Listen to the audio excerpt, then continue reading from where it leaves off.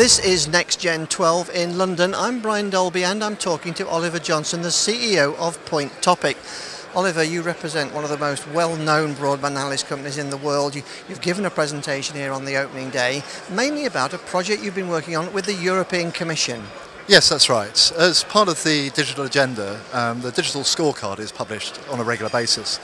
And that's a number of metrics measuring the broadband services and coverage available to the European population. And Point Topic took on the task of establishing the broadband coverage in Europe.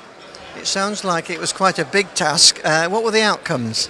Well, having talked to all the ISPs and the regulatory authorities, and then taking the data back in, mapping it, doing some data crunching, the first result to come out really is 95.7% of the EU 27 is covered by standard broadband today. So that's not quite as bad as we sometimes think, but I think the challenge really is next generation, isn't it? Absolutely, and we have a very technology-focused conference going on here today. Obviously they're very keen for fibre all the way to the premises to be a large part of the solution. And indeed in urban environments I think that's going to be the case. So by 2020 you should see a lot of built-up areas having very high-speed broadband available. It's the rural challenge and the coverage of the population there where you're going to have a mixture of other technologies, and satellite and to an extent LTE as it starts to come on stream will pick up some of the slack in those areas. Yes, because I guess they're the only two technologies that have got the capacity levels to enable those poor impoverished rural people to have that quality.